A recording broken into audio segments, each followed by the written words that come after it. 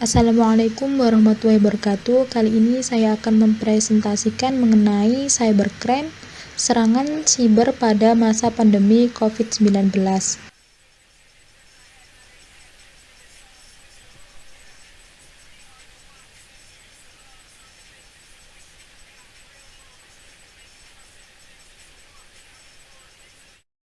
Sebelumnya, perkenalkan, nama saya Nur Reza Umami, NIM 1910802000242.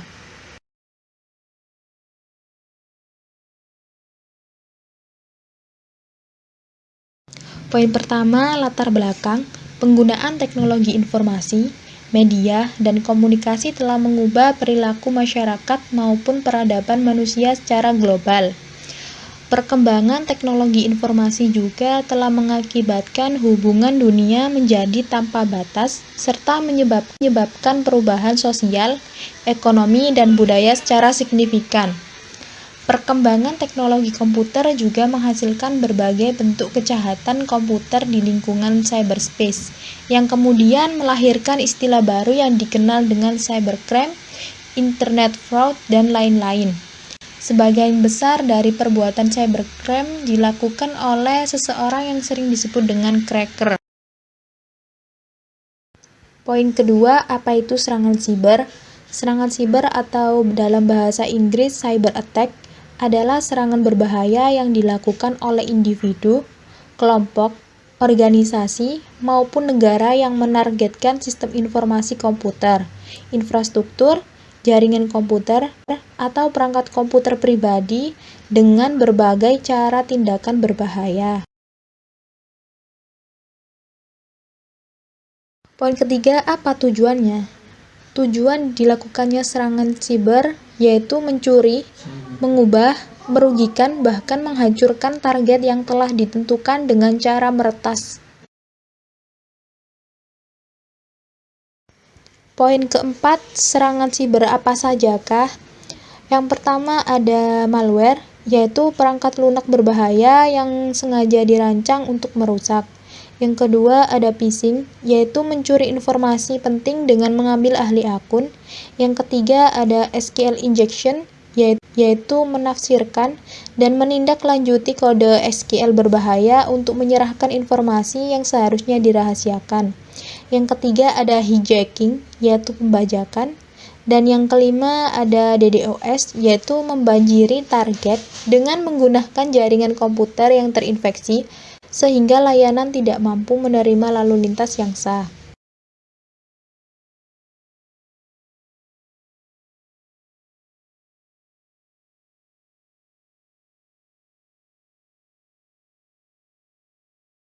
Kelima, bagaimana keadaan dunia maya di Indonesia pada masa COVID-19?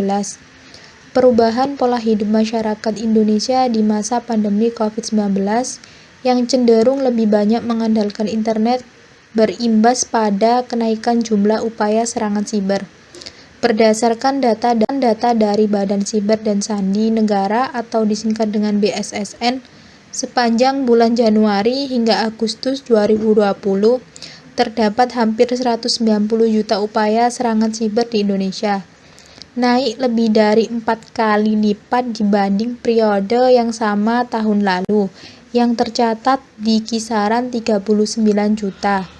Angka terbanyak dicatat pada Agustus tahun 2020, di mana BSSN mencatat jumlah serangan siber di kisaran 63 juta, jauh lebih tinggi dibanding Agustus tahun 2019 yang hanya di kisaran 5 juta.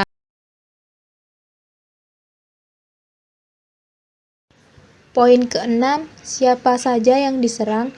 Bisa dibilang hampir semua lapisan masyarakat dan industri yang terhubung ke internet menjadi serangan siber. Microsoft melaporkan serangan siber dialami industri-industri kunci yang bertugas menanggulangi pandemi seperti industri kesehatan, finansial, pemerintahan, transportasi, dan layanan edukasi daring. Selain industri kunci, online marketplace dan perkantoran juga menjadi target empuk sasaran serangan siber.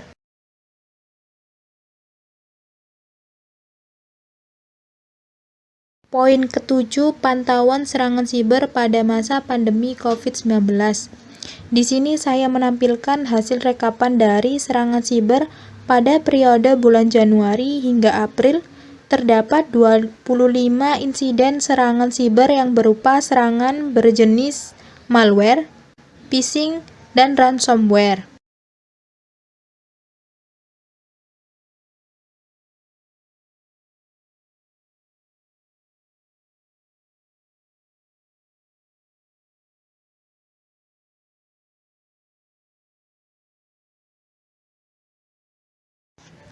Poin ke-8, bagaimana cara mengatasinya? Pertama, waspada terhadap social engineering dan phishing. Hindari membuka email dan tautan yang mencurigakan atau berasal dari sumber tidak terpercaya. Kedua, selalu kunjungi sumber informasi resmi dari pemerintah terkait wabah COVID-19. Pastikan untuk mengunjungi situs-situs resmi dari pemerintah untuk mendapatkan update mengenai COVID-19 guna menghindari dari infeksi malware. Ketiga, lengkapi perangkat mobile atau komputer dengan antivirus. Keempat, tidak membagikan informasi, kredensial, dan data diri. Jangan mudah membagikan informasi-informasi yang bersifat kredensial seperti username, password, dan informasi data pribadi.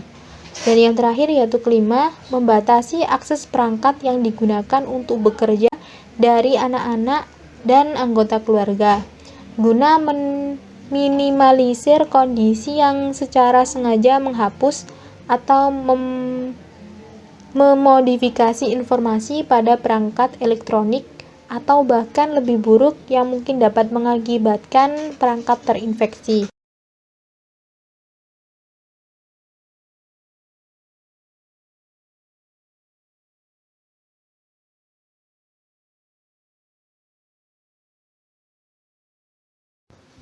Dan yang terakhir, terima kasih.